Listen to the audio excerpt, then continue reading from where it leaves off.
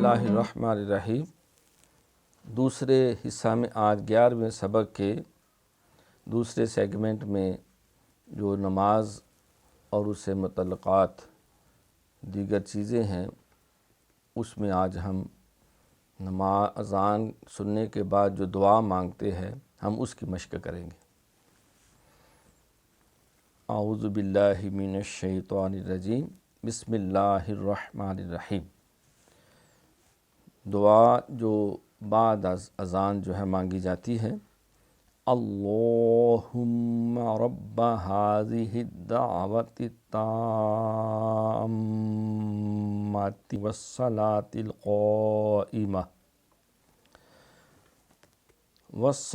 القائمة آت سیدنا محمدا الوسیلة والفضیلة والدرجة الرفيعة وابعثه مقاما محمودا الذي وعدته وارزقنا شفاعته يوم القيامة إنك لا تخلف الميعاد۔ اب اس کو جو ٹیکنیکل چیزیں ہیں، اللہم، یہ لفظ اللہ کا لام موٹا، اور ہم یہاں میم کے اوپر شد ہے، میم و نون پہ جب شد ہو تو وہاں غنہ کیا جاتا ہے، ہم۔ اور ربا را موٹا ہے، پر پڑھنا ہے تفخیم کے ساتھ، اور ربا ہا کھڑی زبر ہا، ہاذہ الدعوہ، دعوہ عین جو ہے پڑھنی، دعوت التامہ۔ اگر ملائیں گے التامتی والصلاة القائمہ، سواد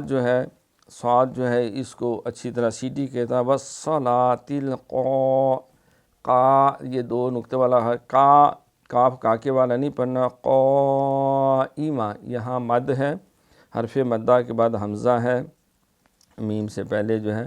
قائمتی آتی محمدن الوسیلہ، یہ محمدن ہے تو یہ عربی قواعد کی روح سے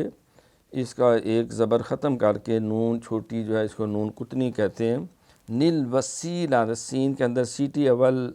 نیل وسیلہ والفضیلہ والدرجۃ الرفیعہ، رفیعہ عین اہتمام کے ساتھ، الرفیعۃ وابعثہ وابعثہ، یہاں سیٹی جو ہے اس کی آواز نہیں دینی، وابعثہ مقاما، یہاں بھی میم کے اوپر شد ہے، مقاما